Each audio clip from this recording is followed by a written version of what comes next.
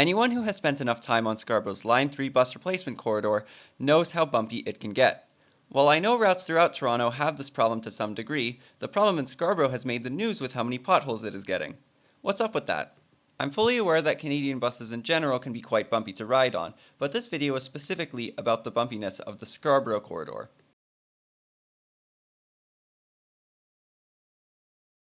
Visiting Kennedy Road today, you may notice some pavement damage in the bus lane. While Google Street View data indicates it's been a long time since the last resurfacing here, that problem is not limited to the bus replacement corridor alone. Instead, it is useful to look at the buses themselves.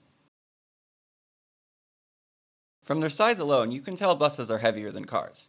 Of the two standard-sized bus models that often run on the route, I got reliable data for one of them. This model is around 15,000 kilograms when empty and 20,000 kilograms when full. The other one appears to be similar, but I've only been able to find this data on FanWiki, so not the most reliable source. A typical car, by contrast, is around 2,000 kilograms, a lot lighter.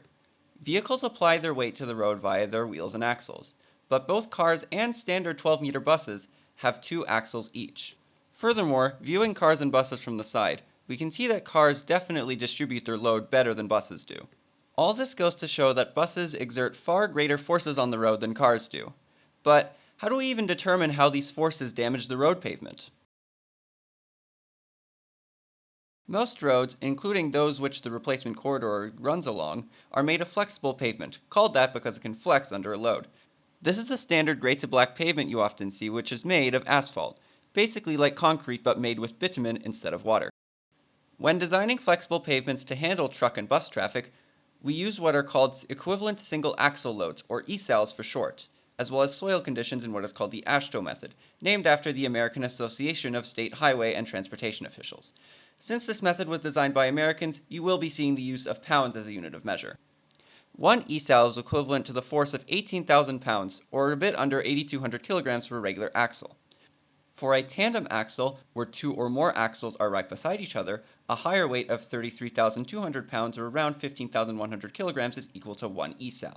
Tandem axles are often found on bigger trucks like 18-wheelers, perhaps to lessen the damage they cause to the pavement with the amount of weight they carry. You could probably guess that equivalent single axle loads have some relationship with weight, but this relationship isn't linear. Rather, ESALs are proportional to weight to the power of 4. That means if you double the weight on an axle, it'll damage the pavement 16 times more. You probably won't be surprised to learn at this point that buses damage pavement over 1,000 times more than regular cars do. In fact, a full bus damages the pavement more than a filled 18-wheeler truck does. That's not even counting the fact that a lot of the buses on the corridor are 18-meter articulated buses, which damage the pavement twice as much as the standard 12-meter buses do. For the past 2.5 years, buses on the corridor have been running around every 2 minutes, 19 or 20 hours a day. That means 600 plus buses every day on a road that is definitely not designed to be replacing the Scarborough RT. Neither Kennedy Road nor Midland Avenue would have been designed for similarly large truck traffic before, as neither road has any industrial sites anywhere near it south of Lawrence Avenue. Since the current bus lanes are little more than a paint job and signage, the pavement is deteriorating faster than pavement typically would, leading to more cracks and potholes appearing. There is one way that we could reduce the damage on the road, but it's not the one that you might be thinking of. For one, we can't just reduce the weight of buses. I looked at buses sold in Europe, and they're maybe like 5% lighter than the North American ones, which would only damage the pavement around 20% less. An American study using composite materials was a bit more successful, but for the 15% of weight they saved, it was also 15% more expensive per bus, which isn't great for transit agencies. So lighter buses are possible, but they're not used that much even in Europe, and they're also a bit more expensive. Some buses in Europe are sold with tandem axles in the back, but these are not particularly common as far as I could tell. According to measurements from Mercedes, yes, that Mercedes, on their buses that they make in Europe, the back axle on a standard bus carries 2/3 of the weight. In other words, almost 95% of pavement damage comes from the back axle.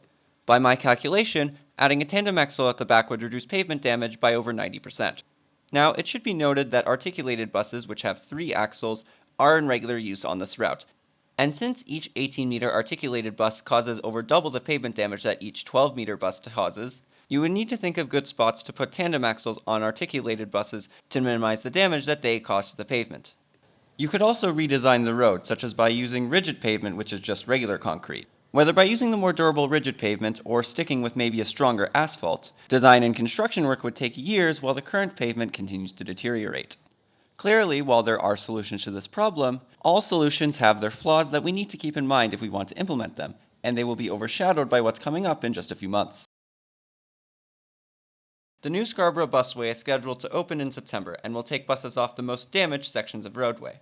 Since the busway is purpose-built for a high amount of bus traffic, I am hopeful that it will not suffer from the same issues plaguing the current bus lanes. However, the on-street section along Ellesmere Road will remain until the Scarborough subway extension opens in 2030.